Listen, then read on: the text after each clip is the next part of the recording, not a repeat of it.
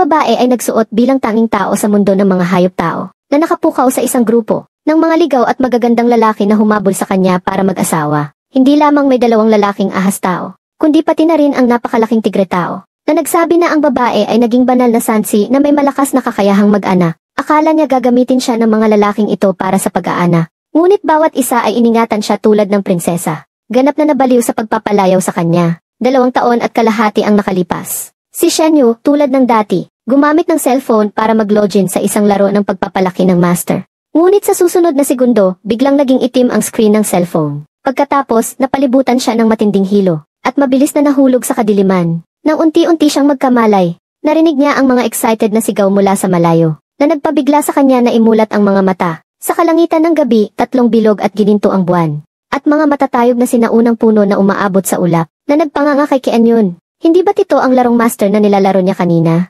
Mabilis na napagtanto ni Kianyun na siya ay tumawid sa ibang mundo. Habang tinitingnan ang kakaiba at puno ng hindi kilalang panganib na gubat, na parang bilangguan sa kagubatan, ang buong katawan niya ay puno ng kawalan ng pag-asa, at naging luhaan ang mga mata sa takot. Habang siya ay umiiyak ng mahina, isang malaking puting tigre ang biglang tumalon sa ibabaw niya, na nagpabigla sa kanya at napatigil ang pag-iyak. Gumulong at gumapang siya, papunta sa matataas at makakapal na damuhan sa tabi, na may taas na mahigit 2 metro. Napaka-perpektong nagtago sa kanyang nakatiklop na katawan. Hindi nagtagal, bumalik ang malaking puting tigre na may pagdududa. At hindi nagtagal ay natukoy ang damuhan kung saan siya nagtatago. Sa susunod na segundo, nagbago ang puting tigre sa anyong tao. Pagkatapos ay dahan-dahang hinawi ng kamay ang damuhan. Akala niya ito ay guni-guni niya. Hindi niya inasahan na may maliit na babae talaga. Ang mukha ni Shenyu na puno ng luha. Nakatunganga sa harap ng lalaking ito na may tainga ng tigre at buntot. Kalahating tao, kalahating hayop na estado. Sa ilalim ng kulot na pilak na buhok, ay isang pares ng lila na mga mata. Ang malamig at tamad na mukha ay may bahid ng kaakit-akit na alindog. Sa sandaling ito ay tahimik, na nakatingin sa kanya mula sa itaas. Si Kianyun ay nakaupo sa lupa. Mula sa kanyang anggulo, ang seksing 8 piraso ng tiyan. Ang matangkad at matikas na katawan ay hindi ang mahalaga. Ang mahalaga ay ang tanawin sa ilalim ng balat ng hayop na nakita niya. Ang hindi matiis na tanawin ay nagpula sa kanyang mukha. Napansin ni Tsangmi ang kanyang reaksyon. Hindi sinasadyang tiningnan niya ang kanyang balat ng hayop. Naintindihan niya agad ang lahat. Ang ganitong inosenteng maliit na babae ay siguradong single pa rin. Kasabay nito, binuksan niya ang bibig at mahinang nagtanong. Ngayon ay lumitaw ang 3 buwan. Lahat ay nasa altar doon at nagsasagawa ng ritual para sa Diyos na Sansi. Saang tribo ka galing?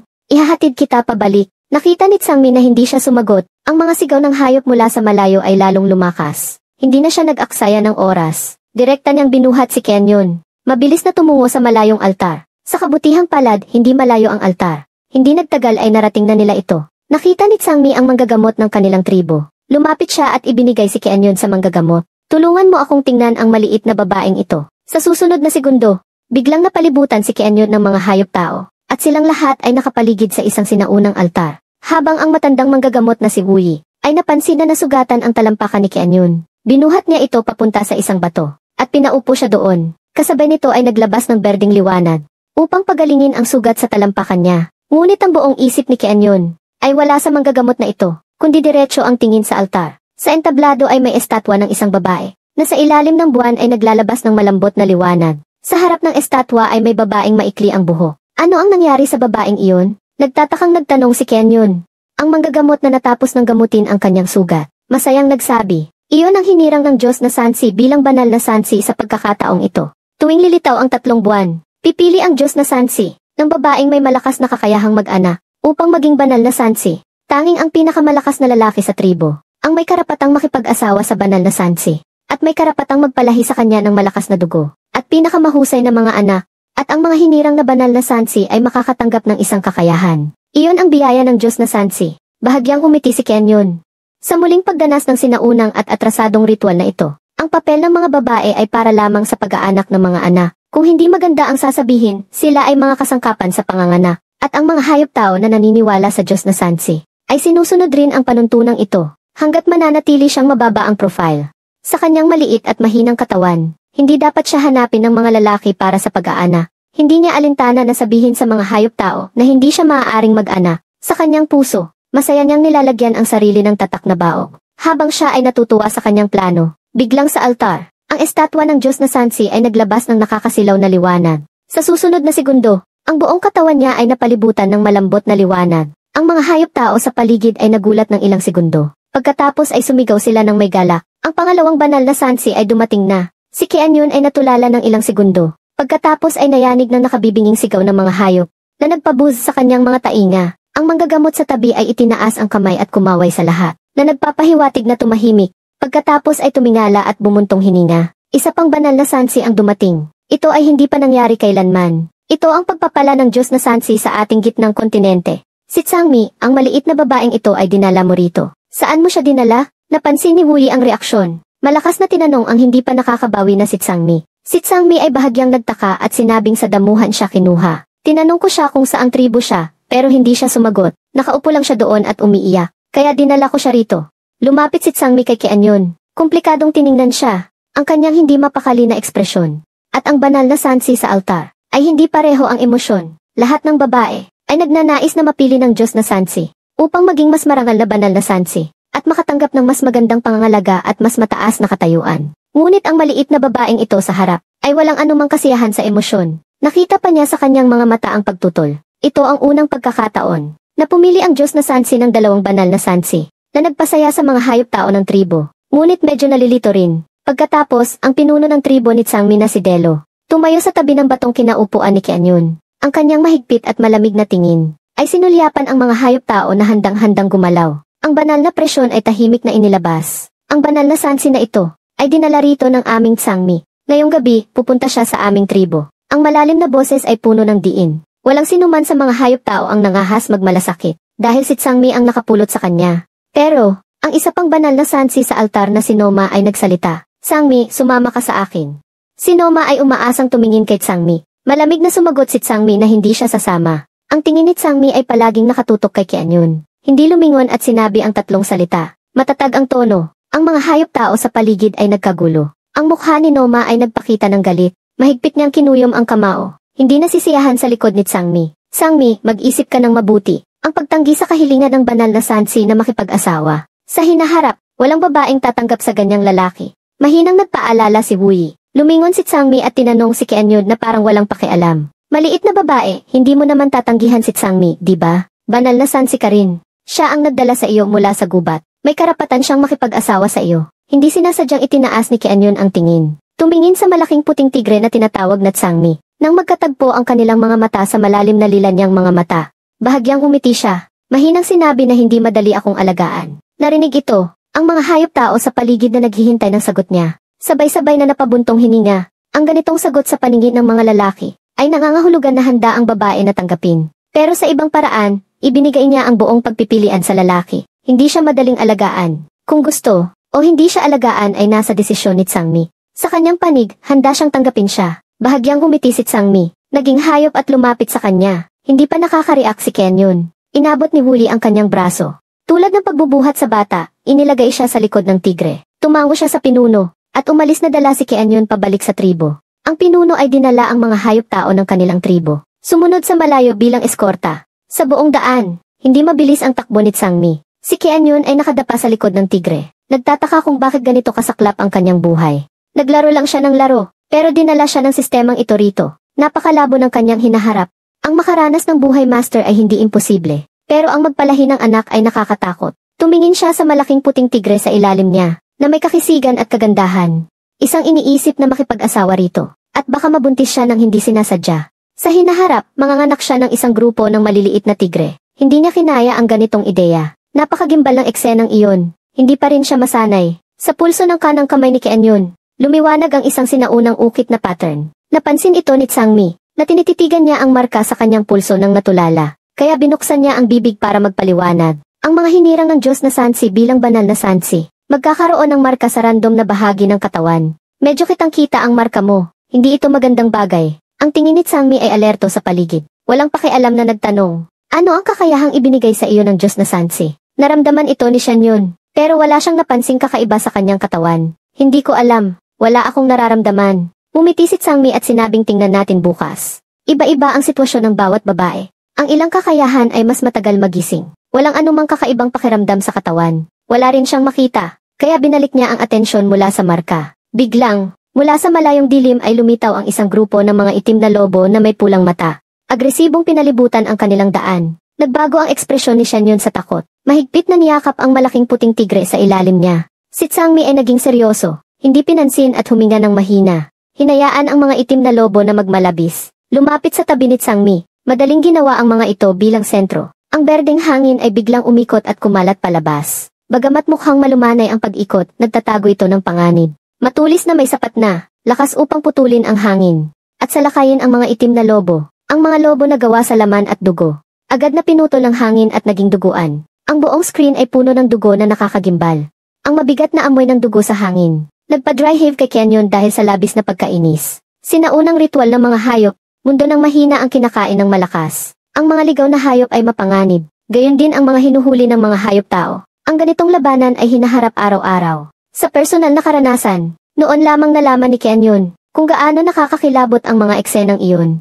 Ang galit na sigaw ng mga lobo. Ang huling hininga bago mamatay. Ang matinding amoy ng dugo sa hangin. Lahat ay pinukaw ang nerbiyos ni Kenyon. Mahigpit niyang hinawakan ang balahibo ng tigre ni Tsangmi. Matagal lang puno ng luha ang kanyang mukha. Ang buong katawan ay nanginginig sa takot. Napansin ni Tsangmi ang kakaiba kay Kenyon. Ang hangin sa ilalim ng kanyang paa ay kumislap. Agad siyang lumayo sa duguan na lugar ng labanan. Pagbalik sa tribo, diretso si Tsangmi sa kanyang puno ng kuweba. Maingat na inilagay si Kenyon sa pugad ng damo. At si Kenyon ay natakot ng labis na puno ng luha. Ang katawan ay nanginginig pa rin sa takot. Niyakap niya ang kanyang tuhod at naging bola. Si Tsangmi ay nagtaka ng husto. Alam niyang siya ay maselan. Pero hindi niya inasahan na ganito kaselan. Hindi niya kayang makakita ng kaunting dugo. Narinig ni Kenyon ang kanyang sinabi. Labis siyang nalungkot sa loob. Maselan ba ang problema niya? Kung palitan ng babaeng lumaki sa mundong ito. Sigurado rin siyang madidiri. Naisip ang mga lobo na duguan at nagkalat ang laman. Ang kanyang tiyan ay bumaliktad. Tinakpan niya ang bibig. Pinipigilan ang pagnanais na sumuka. Ang mas nagpalungkot at napagod sa kanya ay ang katotohanan na kailangan niyang manatili sa mundong ito. Hindi niya napigilan ang pagpatak ng luha. Habang umiiyak, naramdaman ni Kenyon. Ang marka sa kanyang pulso ay bahagyang uminit. Parang may puwersang kumalat sa kanyang buong katawan, na nagbigay sa kanya ng init. Sa ilalim ng mainit na pakiramdam na ito, hindi niya napigilan ang antok at natulog. Ang kanyang katawan ay parang isang walang magawang maliit na hayop, nakabaluktot na may luha pa sa mukha na hindi pa natutuyo. Kumislap ang tingin ni Tsangmi. Kumuha siya ng malinis na balat ng hayop at tinakpan siya. Pinunasan rin niya ang luha sa kanyang mukha. Nilinis ng maayos. Nang magising si Kenyon, umaga na ng susunod na araw. Nararamdaman niya ang panghihina ng buong katawan. Naalala ang duguan na eksena kagabi. Hindi pa rin siya okay. Pero sa wakas ay nakabawi rin. Dahan-dahan siyang gumapang sa bukana ng kuweba at tumingin sa labas. Sa susunod na segundo, ang mahaba at kapansin-pansin na mga binti ni Tsangmi ay lumitaw sa harap niya. Kasabay nito, yumuko si Tsangmi. Hawak ang isang mangkok na kawayan na may sabaw at ilang piraso ng karne. Hindi na mainit, kaunting pagkain. Sinabi ni Tsangmi, at kinuha mula sa mangkok ang isang piraso ng karne. At ipinasok sa bibig niya. Si Kenyon ay gutom na gutom na. Ilang kagat lang ay nginuya niya ito. Pero agad, isang matinding amoy ng dugo ang kumalat sa kanyang bibig, na nagpasuka sa kanya ng karne. Tiningnan ni Tsangmi na isinuka niya ang karne. Nagdilim ang mukha at sinabing hindi masarap. Umiling si Kenyon. Ang mga mata ay hindi maiwasang maging pula. Sobrang amoy dugo ng karne. Walang sinabi si Tsangmi. Tumalikod. Mula sa tabi ng apoy ay kumuha ng inihaw na karne para sa kanya. Tiningnan ang sunog na karne. Kinagat niya ito. Ang karne ay hindi inaasahang matigas. Sobrang tigas na hindi niya manguya. Sa kanyang ngipin, hindi niya ito makaya. Gutom na siya. Matapos muling mabigo sa pagkain ng karne. Si Kenyon ay tuluyang umiyak. Sa pagkakataong ito, naintindihan na ni Tsangmi ang sitwasyon. Tumayo siya at pumunta sa ibang kapitbahay sa tribo, upang tingnan kung may ibang pagkain. Mabilis siyang nakakolekta ng ilang pagkain. Sinikap niyang maghanap ng malambot at masarap na karne, na kaya kainin ng mga babae at maliliit na hayop. Pero si Kenyon ay hindi pa rin makakain kahit isa. Kung hindi masyadong maamoy dugo, ay masyadong matigas para nguyain. Matapos ang mahabang pagsisikap, wala pa rin siyang nakain. Hindi napigilan ni Tsangmi ang galit. Pinipigilan ang galit at tinanong siya kung ano ba talaga ang gusto niya. Lahat ng makakakain ko ay hinanap ko na para sa iyo. Pero wala kang makain kahit isa. Gusto mo bang magutom o sinasadya mo akong pahirapan? Natakot si Kenyon. Tiningnan ang galit na ekspresyon niya. Ang mga luha sa kanyang mga mata ay hindi napigilan na tumulo. Pinunasan niya ang luha at sinabi ko nang hindi madali akong alagaan. Huwag mo akong sigawan. Natatakot ako. Ang mga salitang ito ay nagpaigting kay Tsangmi na supilin ang galit. Pero nainis rin siya sa sarili na hindi niya naalagaan ng maayos. Naging hayop siya at tumakbo sa labas ng kuweba at umungal ng malakas. Walang kabuluhang pag-ungal. Para lamang mailabas ang kanyang galit na emosyon. Ang mas nagpalala sa kanyang emosyon ay ang kawalan ng paraan sa puso. Sa pag-aalaga kay Kianyun, alam niyang hindi madali siyang alagaan. Pero hindi niya inasahan na ganito kahirap. Lumingon ang malaking tigre sa kuweba. Tiningnan ang kanyang takot at hindi mapakali na itsura. Labis ang awa sa kanyang puso. Sa kanyang emosyong ganito kalakas. Pumasok si Tsangmi at humiga sa tabi niya. Ang malambot na ulo ay dahan-dahang sumubsob sa kanyang dibdib. Direkta niyang ipinakita ang eksena ng tigre na nakayakap. Wala na ang galit niya kanina. Sa sandaling ito, parang pusa siya. May bahid ng lambing na pagpapakalmahan. Kasalanan ko, hindi ko dapat sinigawan. Nag-aalala lang ako na wala kang makain. Magiging mahina ang katawan mo. Maghanap pa ako ng ibang pagkain. Pwede bang kainin ang gulay? Pwede bang kainin ang isda sa tubig? Subukan natin lahat, okay lang ba? Pupuntahan ko na ngayon. Itinaas niya ang paa at pinunasan ang luha sa kanyang mukha. Matapos makakuha ng pahintulot ni Kianyun. Tumayo siya at tumakbo sa labas. Agad na nawala sa paningin. Habang si Kianyun ay walang lakas na nahiga sa pugad ng damo. Gutom na gutom siya. Ang tingin ay malabo na nakatingin sa hangin. Sa kanyang bibig, kahit kailangan ng tao para mag-ambag sa lahi ng hayop tao. Sana man lang hinanap mo ang babaeng may kakayahang mabuhay. Ako na mahina, nahihiya kang dalhin rito. Hindi ito pag-ambag sa lahi ng hayop tao. Ito ay kasalanan. Gusto mo akong itapon rito para patayin. Bakit ganito ako kahina? Habang sinasabi ito ni Kianyun, ang luha ay tumulo mula sa kanyang mga mata. Biglang uminit ang marka sa kanyang pulso. Hindi sinasadyang itinaas niya ang kamay para tingnan. Nang tumingin siya sa markang iyon, bahagyang nalabo ang kanyang paningin. Pagkatapos ay biglang nagbago ang eksena sa harap niya. Biglang lumitaw ang isang virtual na espasyo sa harap niya. Sa loob ng espasyo ay may basang lupa. Natulala siya ng ilang segundo. Baka ang kakayahang ibinigay ng Diyos na Sansi ay espasyo ng pagtatanim. Kung ito nga ay espasyo ng pagtatanim, kahit anong itanim ay hindi siya magugutom. Agad siyang nabuhayan ng loob, huminga ng malalim at lumabas ng kuweba. Mausisa niyang tiningnan ang paligid, upang makita kung may maitatanim ba. Pero mundo ito ng hayop tao. Ang mga halaman sa mundong ito at sa mundo ng tao ay ganap na iba. Mukhang hindi matalino ang pagkolekta ng binhi sa sarili. Kahit may binhi sa harap niya ngayon, hindi rin niya makikilala. Walang magawa si Kianyun kundi bumuntong hininga. Tumalikod siya para bumalik sa kuweba at mahiga. Dumating si Tsangmi na may dalang inihaw na isda. Sa isda, nagdagdag ako ng ilang gulay at dahon. Ginagamit ito ng mga hayop tao sa tribo para ihaw ang isda. Para mawala ang amoy. May lasa rin ng asin. Tikman mo. Inabot ni Tsangmi ang isda kay Kianyun. Si Kianyun.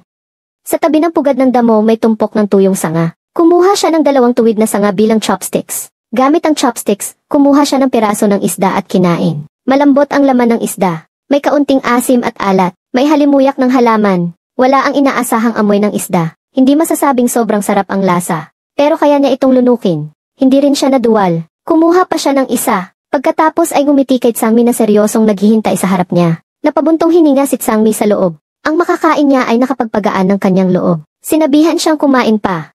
Tiningnan ang kanyang matamis na ngiti. Lumalim ang tingin niya. Ang makakain niya ay labis na nakapagpasaya sa kanya. Nang matapos kainin ni Kianyun ang isda, si Tsangmi mula sa apoy ay kumuha ng 2 itim na inihaw na bagay. Ito ay bola ng patatas. Subukan mo. Tikman ni Kianyun ang isa. Malambot at may matamis na amoy. Ang pamilyar na lasa ay nagpaliwanag sa kanyang mga mata. Ganap na lasa ng patatas. Pero ang patatas na tumutubo rito ay mas bilugan. Kumpara sa moderno, matapos kumain tiningnan ni Kianyun ang paligid. Sinigurado na walang hayop tao sa malapit. Lumapit siya kay Tsangmi. Mahinang sinabi, ang kakayahang ibinigay sa akin ng Diyos na Sansi ay espasyo ng pagtatanim. Gusto kong magtanim. Makakahanap ka ba ng binhi ng bola ng patatas na kinain natin? Halos masabi ni Tsangmi. Pero bago pa man makapagsalita, tinakpan ni Kianyun ang kanyang bibig. Huwag kang magsasalita. Hayaan mo silang isipin na wala akong kakayahan. Hayaan mo silang isipin na wala akong kakayahang mag-anak. Ayokong maghanap ng maraming kasama. Natatakot akong manganak ng mga anak. May Noma naman.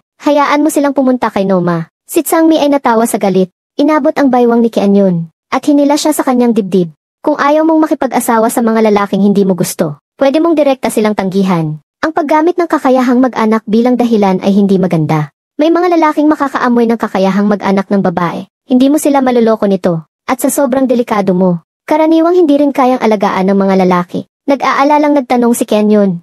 Ang ibang lalaki, hindi ba nila ako agawin kapag wala ka rito? At pilit akong makipag-asawa sa kanila? Matatag na sumagot si Tsangmi na hindi. Narinig ito, napakalmahan ang pag-aalala ni Kianyun. Ngumiti siya na may 2 cute na dimples. Ang maganda at maselang mukha ay nagpabigat ng hininga ni Tsangmi. Sa susunod na segundo, hinawakan niya ng mahigpit ang kamay ni Kianyun. Nagkamali ako nang magmalabis ako sa iyo kanina. Kasalanan ko. Noon, nag-aalala ako. Kung hindi ka makakain, mahihinaan ka. Matindi ito, maaari kang mamatay. Ang gwapong mukha ay puno ng sinseridad. Ang magandang lila na mga mata ay malalim na nakatingin sa kanya. Hindi napigilan ni Kianyun ang kaba sa puso. Hindi sinasadyang hinigpitan niya ang hawak kay Tsangmi. Ang reaksyong ito ay nagpabigat ng hininga ni Tsangmi. Ang kanyang haplos ay parang tahimik na sagot. Tahimik na sinasabi sa kanya na pinatawad siya ni Kianyun. Handang tanggapin siya na nagpabigat sa kanyang yakap sa baywang ni Kianyun. Lalong humigpit. Ang katawan ay lalong naging mainit. Kahit single pa si Kianyun, alam niya ang sitwasyon ngayon. Itinaas ni Kianyun ang tingin sa mga matang puno ng damdamin.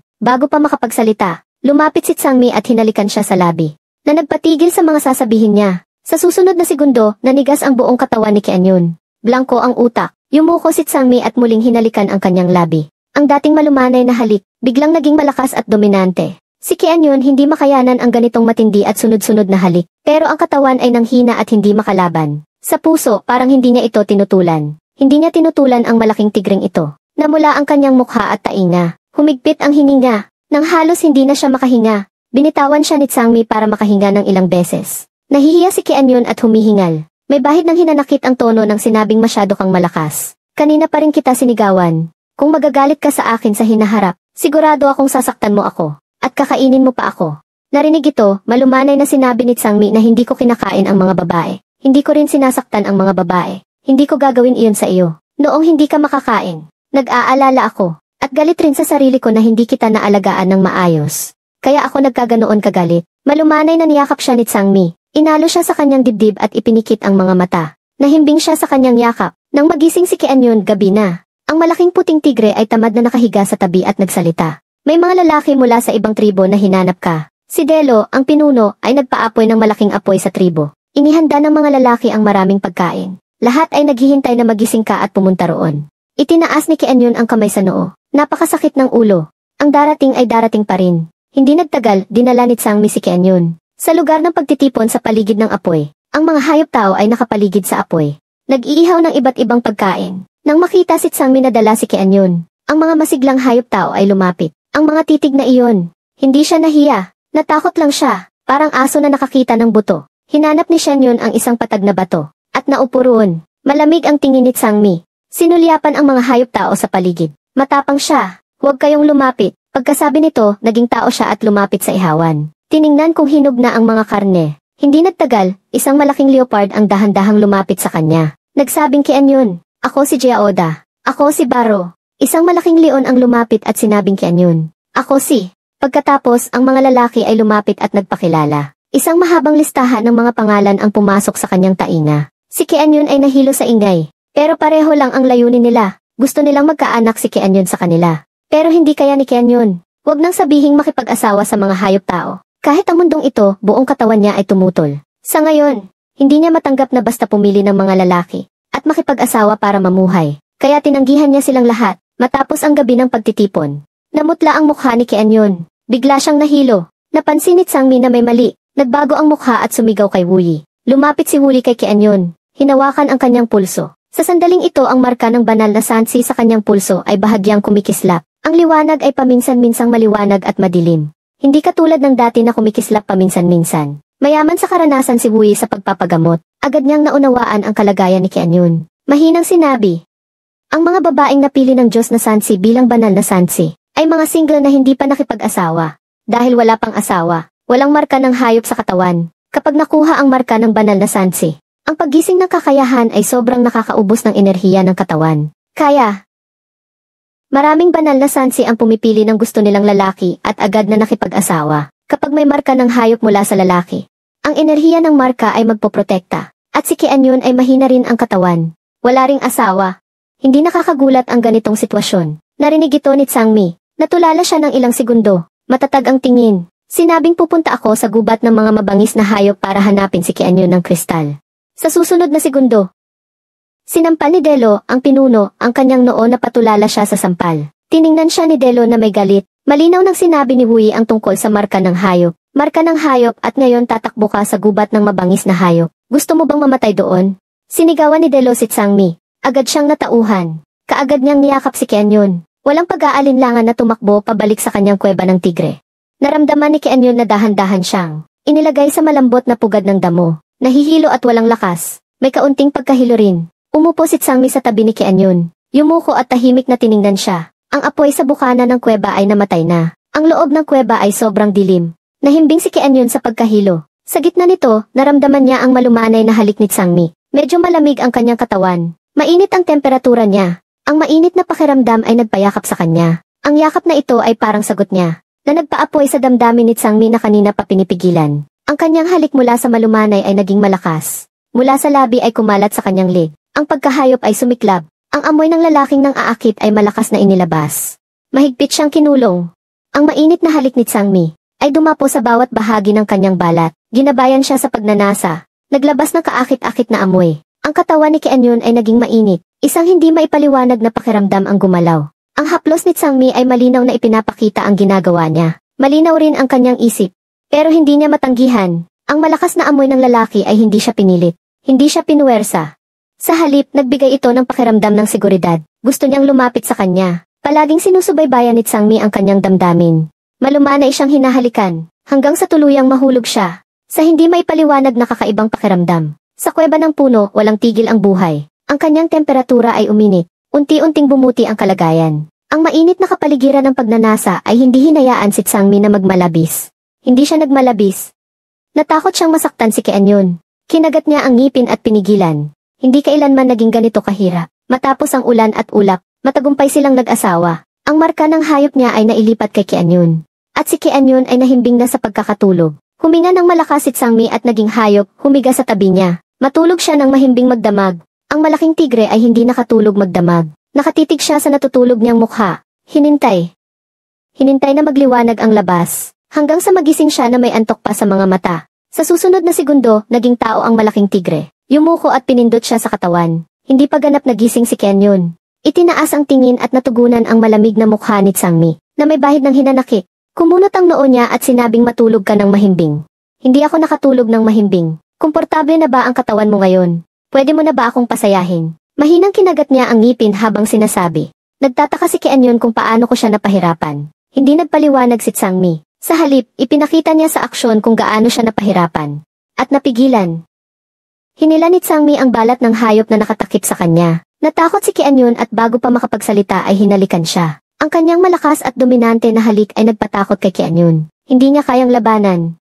Wala nang malumanay na halik kagabi. Sa sandaling ito, parang hayop siyang puno ng pagnanasa, na may nakakatakot na pagnanais na angkinin siya. Magaspang ang kanyang galaw. Ang antas ng kanyang pagkakagaspang ay nasa kayapan ng katawan niya. Hindi siya nakaramdam ng sobrang sakit o hirap. Sa halip, kakaibang kasiyahan ang naramdaman. Ulan at ulap, matindi ang kanilang pagsasama. Nang muling magising, mataas na ang araw. Nang makita siyang gising na si Tsangmi, tumayo siya at lumapit sa kanya. Humiga sa tabi niya at sinabing nag-asawa na tayo. May marka na ng aking hayop ang katawan mo na magpoprotekta sa iyo. Ano ang pakiramdam mo? Maingat na naramdaman ito ni Kianyun. Mahinang sinabi, gutom na gutom ako. Parang mamamatay na ako sa gutom. Ang pag-asa sa mga mata ni Tsangmi ay agad nawala. Napalitan ng dilim. Nagdilim ang mukha niya at pinigilan ang galit. Tumayo siya at pumunta sa labas para kumuha ng mangkok ng karne ng isda. Matapos mapuno ang tiyan, komportableng nahiga siya sa pugad ng damo. Wala nang hilo at panghihina kagabi. Ang hindi komportableng pakiramdam. Pero sa pagkakahiga kasama si Tsangmi, may kaunting hapdi at pagod ang katawan. Naalala ang kanilang pagsasama kagabi. Agad siyang namula. Hayop tao ang kasama niya, at natulog sila ng magkasama. Hindi maikakaila na maganda ang karanasan. Pero mas marami ang pagkalito sa kanyang hinaharap. Matapos mag-isip ng matagal, tumimbang ng mga bagay, nagpasya si Kianyun na maligo muna, at ayusin ang kanyang espasyo ng pagtatanim. Mabilis siyang dinala ni Tsangmi sa tabi ng talon. Hinanap ni Kianyun ang isang liblib na lugar at nagsimulang maglinis. Habang si Tsangmi ay nagbabantay sa tabi, seryoso siyang naglilinis ng kanyang katawan. Sa kanyang maputi na balat, puno ng mga bakas ng kanilang pagsasama. Kasabay nito, nakita rin niya sa kanyang tiyan ang pattern ng tigre. Bagamat maliit ang pattern, matulis ang disenyo, ganap na maliit na bersyon ni Tsangmi. Ito ang marka ng hayop. Isang lalaki ay may iisang marka ng hayop sa buong buhay. Hanggat may marka ng hayop ang babae, kahit saan man sa mundo, mahahanap siya ng lalaki. Kasabay nito, ang marka ng hayop ay may enerhiya, na maaaring palakasin at alagaan ang katawan ng babae.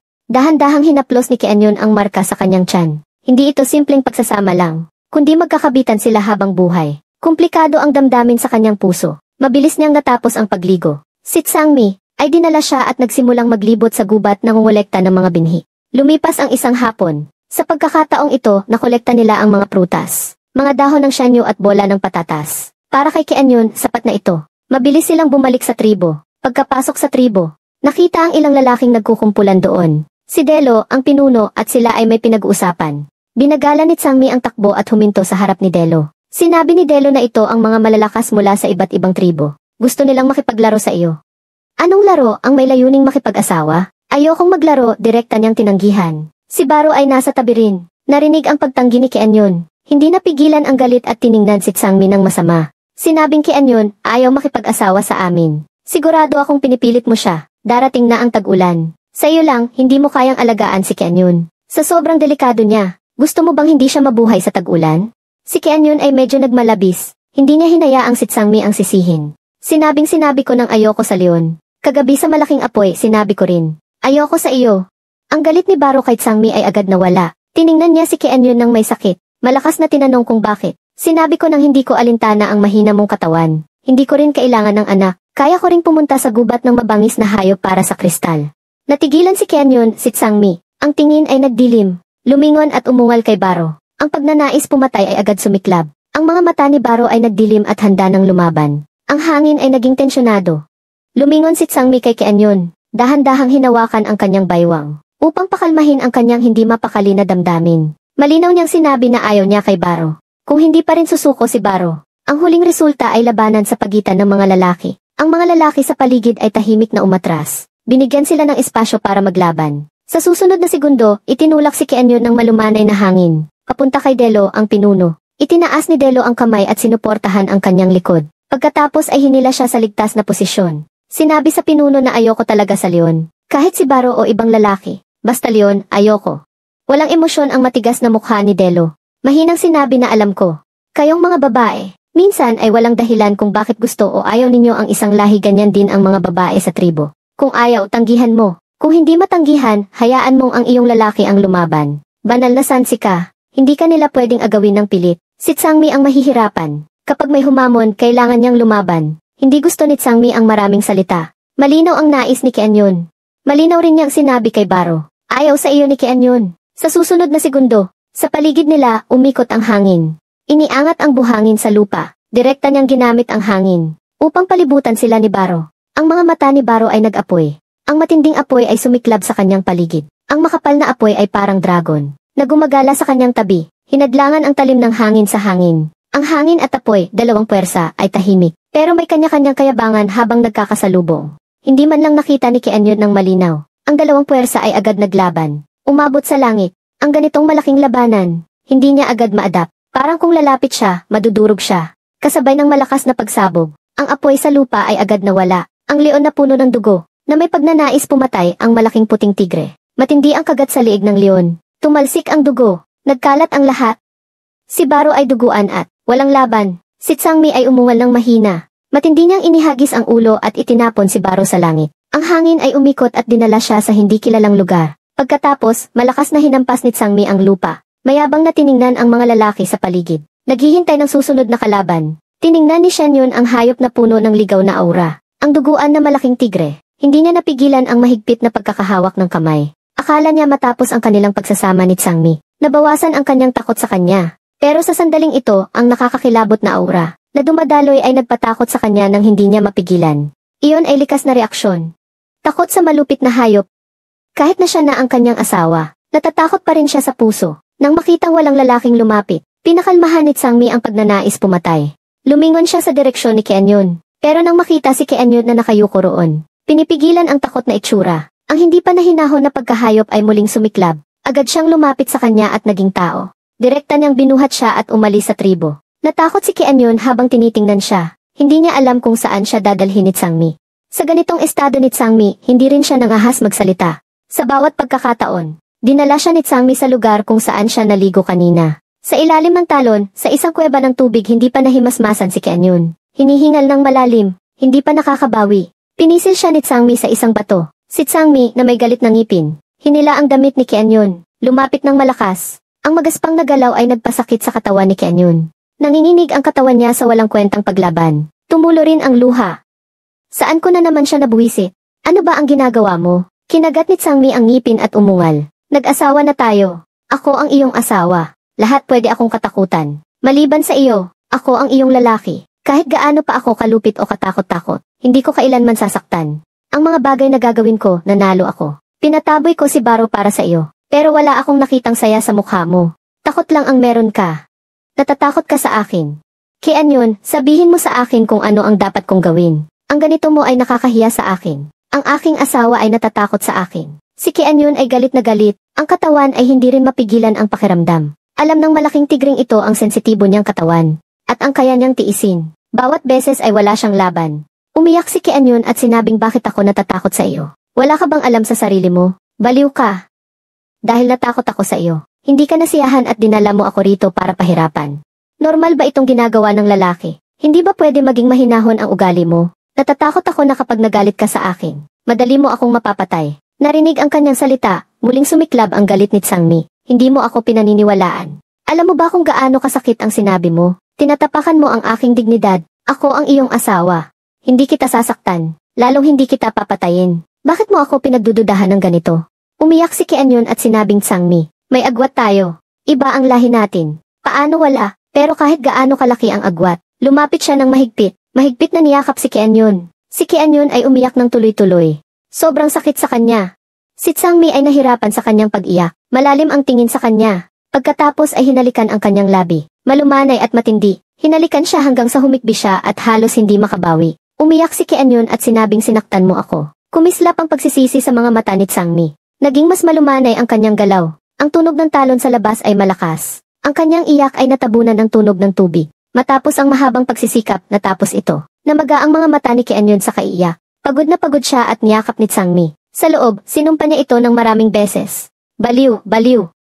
Baliw, anong kasalanan niya ba? Kian yun, maligo tayo, sinabi ni Tsangmi. Binuhat siya papunta sa tubig para maglinis. Tinaboy niya ang kamay nito ng malamig ang mukha at sinabing kaya ko. Tinanggihan niya ito ng may emosyon. Dinala ang kanyang pagod na katawan palabas ng kuweba. Sa sandaling ito, numb na ang buong katawan niya. Tumayo sa ilalim ng tubig at nagbanlaw. Si Tsangmi ay nakatayo sa likod niya ng madilim ang mukha. Bahagyang itinaas ni Shan Yun ang ulo. Hinayaan ang malakas na tubig na dumaloy sa kanyang mukha. Binasa ang buong katawan. Naramdaman niyang kalmado na ang kanyang emosyon. Mahinang sinabi mong hindi mo ako sasaktan. Pero ang mga ginawa mo ay nasaktan ako. Halimbawa, dinala mo ako rito at pinilit. Nanigas ang mga mata ni Tsangmi. Nagkamali siyang tiningnan siya. Pagkatapos ay mahigpit na kinuyom ang kamao. Kian Yun, asawa kita. May karapatan akong makipagtalik sa iyo. Bakit mo nasasabi ang ganitong bagay? Bakit mo naramdaman na pinipilit kita? Hindi ba't gusto rin ito ng katawan mo? Galit na galit si Kian Yun at sinabing tumahimik ka. Si Tsangmi rin ay galit na sinuntok ang bato. Ang mabilis na pagtaas-baba ng dibdib. Nagpapakita na pinipigilan niya ang galit. Si Kian Yun ay nawala ng pag-asa. Hindi niya alam kung paano makipag-usap sa kanya. Para maintindihan niya, galit siya sa kawalan ng respeto niya. Galit siya sa kawalan ng tiwala niya. Paano sila makakapag-usap ng maayos? Wala siyang masabi sa kawalan ng lakas. Wala na siyang gustong sabihin. Tumalikod siya para pumasok sa kuweba at hanapin ang damit. Pero biglang nanghina ang mga binti. Hindi niya nabalansi ang katawan at natumba. Ang malakas na agos ng tubig ay hinila ang kanyang katawan. At mabilis na dinala sa ilalim ng talon. Mabilis na nereact si Tsangmi. Nagbago ang mukha sa gulat. Nagmamadali at galit na tumalon para iligtas siya. Mas gugustuhin mong malunod sa tubig, kaysa makipag-usap sa akin ng maayos. Si Kian Yun ay desperadong sinabing hindi. Hindi ko sinasadya, aksidente ito. Ang agos ng talon ay tumama sa tubig. Ang ilalim ng tubig ay hinila ang kanyang katawan ng mabilis. Agad siyang nalayo sa posisyon ng talon. Sa madilim na ilalim ng tubig, ang kanyang katawan ay hinila-hila ng malakas na agos. Masakit na dinala ng agos pasulong. Nang halos malunod na siya at mahimatay. Isang malaking agos ng tubig, ang nagtulak sa kanya sa isang kuweba sa ilalim ng tubig. Tumayo siya ng nanginginig. Tiningnan ang madilim at nakakatakot na kuweba ng tubig. May maliit na rampa rito. Sa sandaling ito, dinala siya ng agos sa rampa. Ang kurba ng rampa ay humadlang sa agos. Tiningnan ni Kian Yun ang malakas na daloy ng tubig. Talagang wala na siyang lakas para muling mahila ng agos. Ang unang pagkalito at kawalan ng pag-asa nang dumating sa mundong ito. Muling malakas na bumalik. Si Tsangmi ay parang bomba na hindi matiyak kung kailan sasabog. Sumasabog kapag gusto. Napakapagod. Hindi sinasadyang binuksan ni Kian Yun ang espasyo ng pagtatanim para tingnan. Hanggat may pagkain. Hindi niya kailangang mag-alala na magugutom rito. Pero nang tiningnan ang loob ng espasyo, nagulat siya ng husto. Ang mga itinanim niya dati sa espasyo ay wala na. Napalitan ng mga pananim na pamilyar sa kanya. Bahagyang binuka niya ang bibig. Nagulat ang ekspresyon. Nasaan ang mga bola ng patatas at prutas na itinanim niya? Nasaan ang mga dahon ng shanyu? Yumuko siya at nag-isip. May ideya na siya sa puso. Ang espasyo ng pagtatanim na ito ay hindi simpleng espasyo ng pagtatanim. Hindi basta lagyan ng binhi o punla at tutubo, kundi nilamon nito ang mga itinanim niya dati, at tumubo ng ibang pananim. Pero kung tumubo ng ibang pananim, okay lang. Bigas, talong, puti ng bulak, mga ito ay tumubo. Kinuha ni Kianyon ang mga tumubo, isa-isang tiningnan. Kinumpirma ng mga kilala niya, mga karaniwan sa modernong mundo. Tahimik siya. Kinuha mula sa halaman ang isang kamatis. Kinain ito, malambot at matamis. Napakasarap ng lasa. Hindi malaki ang saklaw ng lupa. Sa ngayon, may bigas, talong, bulak, kamatis at puno ng mansanas. Magkakahalo ang mga ito ng hindi regular. Maliban sa bigas, ang iba ay 2 o 3 punla lang. Sa pagkakaroon ng espasyo ng pagtatanim, si Kianyon ay may kumpiyansa sa puso. Kaya niyang magtanim ng prutas at gulay para mabusog. Hindi kailangang mag-alala sa pagkain. Pero sa susunod na segundo, isang malaking anino ang biglang lumitaw. Mula sa agos ng tubig papasok sa kuweba. Natakot siya ng husto. Napigil ang hininga. Natakot siyang tiningnan ang harap niya. Ang malaking ahas na dahan-dahang lumangoy. Sa susunod na segundo, isang malalim at madilim na boses ang narinig sa kanyang tainga. Paano napunta ang isang maliit na babae sa pugad ko? Narinig ang boses. Bahagyang nabawasan ang takot ni Kianyon. Kung makapagsalita, hayop tao ito ng walang duda. May luha sa boses niyang sinabi, nahulog ako sa talon ng hindi sinasadya. Dinala ako ng agos rito. Gusto kong hanapin ang aking asawa. Tumawa ng mahina si Hengsha. May amoy ng tigre sa iyo na nagpalitan na ng marka. Nagtalik kayo sa tabi ng tubig at nahulog ka. Namula si Kianyon sa sinabi. Napakahiya ng sinabi nito. Nang makitang namumula siya at hindi nagsasalita. Wala nang sinabi si Hengsha. Sa susunod na segundo, hinampas ni Hengsha ang buntot. Direkta niyang binuhat si Kianyon sa ere. Pagkatapos ay naglakad patungo sa mga daanan na maraming sanga. May daan pala rito. Hindi siya dinala sa ibabaw, kundi pumasok sa isang kuweba. Inilagay siya ng malaking buntot pagkatapos tiningnan ni Kianyon. Isang puting malaking ahas. Puti ang buong katawan na may malamig na ningning. Sa pagtingin sa ganitong laki ng ahas, napakalaki ng pressure sa kanya. Habang maingat siyang tinitingnan ang ahas, dahan-dahan itong lumangoy sa damuhan sa tabi. Binuhol ang katawan at natulog. Ang mga mata ng ahas ay tamad na nakapikit. May bahid ng malamig at madilim na itim. Natulog na ito. Pero ano ang gagawin niya? Kukulungin ba siya nito? Ayon sa hindi nakasulat na batas ng mga hayop tao, kung sino ang makakapulot ng babae sa labas, ang babaeng iyon ay pag-aari ng lalaking iyon. May ganap na karapatan sa pag-aasawa. Ang sitwasyon niya ngayon. Walang duda na napulot siya ng malaking puting ahas na ito. Sa kanyang kuweba, si Kianyon ay nanigas ang buong katawan. Natatakot na bigla itong sumugod at makipag-asawa sa kanya. Tiningnan siya ng malaking puting ahas ng matagal pero walang reaksyon. Binuhol ang sarili roon at natulog. Si Kianyon ay huminga ng mahina, lumingon sa malaking puting ahas. Nakapikit ito at natutulog ng walang tunog. Hindi niya narinig ang hininga nito. Ang kuweba ay tahimik na walang galaw. Kahit ang tunog ng tubig sa labas ay hindi narinig. Biglang napagtanto ni Kianyon. Ang ganitong katahimikan ay kakaiba. Sa basa at tahimik na kuweba, siya lang at ang walang galaw na malaking puting ahas. Lalong natakot ang kanyang puso. Bigla siyang tumayo. Kasabay nito, biglang bumukas ang mga mata ng malaking puting ahas. Dahan-dahang tiningnan ang kanyang reaksyon. Nang makitang gumalaw ang malaking puting ahas, natakot si Kianyon. Pagkatapos ay mahinang umupo ulit at sinabing wala. Tiningnan ko lang kung bakit wala kang galaw. Mahinang nagtanong si Hengsha. Akala mo patay na ako? Kinagat ni Kianyon ang labi at hindi sumagot. Hindi ba? Pagkatapos ay mahinang nagsalita si Kianyon. Sinabing gusto ko nang lumabas. Dahan-dahang gumalaw si Hengsha patungo sa kanya. Natakot siya at tumayo para tumakbo. Pero mabilis na kumislap ang puti. Ang malaking katawan ng ahas ay mabilis na pinalibutan siya. Kinulong siya. Hinadlangan ang anumang posibleng pagtakas. Hindi ka masyadong masunurin. Kung kaya ng iyong asawa na mawala ka. Ibig sabihin hindi siya kapakipakinabang. Kahit may marka ng hayop mahirap kang hanapin. Ang agos ng tubig ay kayang tangayin at takpan ang amoy ng babae. Kahit maramdaman niya, hindi niya malalaman ang iyong posisyon sa tubig. Ang daang ito ng tubig ay patungo sa dagat. May maraming sanga sa daan. Hanggat tumakbo ng malayo ang iyong asawa, mas mataas ang posibilidad na mamatay siya sa labas. Habang naririnig ang bawat salita, na walang emosyon pero may nakatagong pagnanais pumatay. Nanlamig ang puso ni Kianyon. Ganito pala ang plano nito. Dumating ang hilo. Nahirapan siya at lumuhod. Walang lakas na sumandal sa katawan ng ahas. Ang kanyang haplos. Agad na nagpatigil kay Hengsha sa paggalaw. Hindi mo ako kayang alagaan. Ayoko sa madilim at basang kuweba ng ahas. Gusto ko ng araw. Gusto ko ng gubat. Wala nang lakas siyang magsalita pa. Biglang nawalan siya ng malay. Sa susunod na sandali, naging tao si Hengsha at niyakap siya. Ang madilim at malalim na mga mata. Nakatitig sa kanya nang hindi kumukurap. Pagkatapos, inilagay niya si Kianyon sa kanyang pugad ng damo, naging ahas ulit at binuhol ang sarili sa tabi niya para bantayan. Matagal na natulog si Kianyon. Nahimbing siya at dahan-dahang nagising. Sa madilim na ilalim ng lupa, hindi niya malaman kung anong oras na. Sa tabi, narinig ang malalim na boses ng malaking puting ahas. Gutom ka na ba? Natakot si Kianyon at nawala ang antok. Ganap siyang nagising.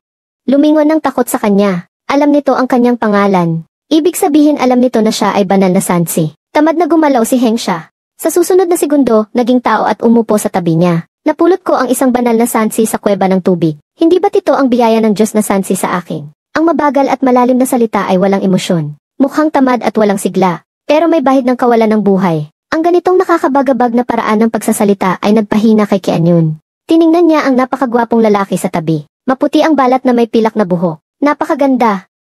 Pero nang magkatagpo ang kanilang mga mata, ang malalim at madilim na tingin ay nagpatakot sa kanya. Sigurado si Kianyon, ang malaking puting ahas na ito ay mas baliw kaysa sa malaking tigre na si Tsangmi. Pag umaga, dadalhin kita sa labas para magbilad sa araw. Maglalaro tayo sa gubat. Ngayon, kukunin ko ang pagkain mo. Pagkatapos niyang magsalita, naging malaking puting ahas at lumangway patungo sa kuweba ng tubig. Tiningnan ni Xianyun ang direksyon kung saan ito pumunta nang may pagdududa. Ang kuweba ng tubig ang tanging daan palabas. Matapos ang ilang sandali, tumayo siya ng maingat na naglakad patungo sa likod ng pugad ng damo. Mula sa nakikitang distansya, ang daanan ay pataas na may rampa. Malinaw na nararamdaman ni Kianyon ang hangin. Ang daang ito ay siguradong patungo sa labas. Kinagat niya ang labi. Walang pag-aalinlangan, umakyat siya para subukan ang swerte. Gumapang siya ng mahina sa dilim. Ang espasyo ng daanan ay napaka-awkward para sa kanya. Hindi sapat para tumayo siya, pero sobra naman para gumapang. Walang duda na ang malaking puting ahas gumawa ng daan ayon sa sukat ng kanyang katawan. Mabilis na nahawakan ni Kianyon ang isang pader. May isa pang liko. Kasabay nito, nakita niya ang daanan sa kaliwa. May liwanag ng buwan na pumapasok. Nandoon ang labasan. Napasigla siya. Mabilis na gumapang doon. Pagkarating sa bukana, tiningnan niya ang mataas at malaking hukay sa harap. Nagbago ang mukha. Nawala ng pag-asa. Ang daanan ay hinukay sa gitna ng pader ng hukay. Hindi mataas, hindi rin mababa. Sa posisyon na napakahirap para sa kanya. Sa ilalim ng malamig na liwanag ng buwan. Sa ilalim ng hukay ay mga kakaibang bato. Malinaw na nakikita ang mga buto ng mga hayop at ilang duguan pang bangkay. Ang nakakatakot na aura ay dumating. Ang hangin mula sa itaas ay lumamig ng husto. Si Kianyon ay natakot ng husto. Labis ang takot sa puso. Pero pinilit niya ang sarili. Maingat na tingnan ang sitwasyon ng hukay. Ang lalim ng hukay ay mahigit 10 metro. Ang kanyang posisyon ay nasa gitna ng pader. Mga 5 o 6 na metro mula sa itaas. May mga malalaking baging na nakasabit sa pader. Inabot niya ang isa. Hinila ng mahigpit. Matibay ito, mukhang kaya niyang umakyat. Pero nang tumingala siya, nakita niya ang malaking puting ahas sa itaas. Dahan-dahang tinitingnan siya. Natakot siya at halos mahulog. Sumandal siya sa pader ng takot at hindi mapakali. Pinagpapawisan ng malamig. Magkatapat ang kanilang mga mata. Walang nagsalita. Naging kakaiba ang katahimikan. Sa huli, ang nagsalita ay ang ahas. Hindi maganda ang tanawin rito. Sa gabi, may mga insekto na pumapasok. Balak ko nang takpan ang bukana. Isang pahiwatig na bumalik siya. Sa kanyang tono, walang emosyon. Hindi naniniwala si Kianyon. Hindi niya nakita na gusto niyang tumakas. Mahinang sinabi. Kung ganoon, tatakpan mo rin ba ang kuweba ng tubig? Tumawa ng mahina si Hengsha. Isang bahid ng liwanag ang dumaloy sa kanyang madilim na mga mata. Gusto mo bang maglaro? Bumalik ka ngayon at tumakas mula sa kuweba ng tubig. Kung makakatakas ka ng matagumpay, hindi kita hahabulin. Pero kung mahuli kita, huwag ka nang mag-isip ng pagtakas. Aalagaan kita. Ang mga itlog ng ahas tao ay maliit at madaling ipanganak. Sino bang gustong manganak ng itlog ng ahas? Nakakatakot isipin. Walang pag-aalinlangan si Kianyon na sumang-ayon sa larong ito. Tumalikod siya at gumapang pabalik. Sa labas ng kuweba ng tubig ay ilog. Malakas ang agos. Hindi lang ito laban ng bilis kundi ng swerte rin. Ang swerte ay hindi sigurado, hindi niya masabi. Pero sa bilis, hindi niya kaya ang malaking puting ahas. Nang makarating sa liko, agad siyang lumingon at gumapang patungo sa hukay. Anong daan sa tubig? Diretso sa ibabaw na lang. Kung swertehin, baka hinanap na siya ni Tsangmi. Pagkarating sa bukana, maingat siyang tumingin sa itaas. Hindi niya nakita si Hengsha. Sinabi ng sa kuweba ng tubig ang takas. Baka naghihintay ito sa dalampasigan. Huminga siya ng malalim, hinawakan ang malalaking baging at mahirap na umakyat. Pawis na pawis siyang nakarating sa itaas, matapos makaakyat. Lumuhod si Kianyon sa lupa at huminga ng mahina. Lumitaw ang saya sa mukha sa tagumpay ng pag-akyat. Hindi siya nag-aksaya ng oras. Balak niyang tumakbo patungo sa talon. Pero pagkatingala, nakita niya ang hindi kapanipaniwalang eksena.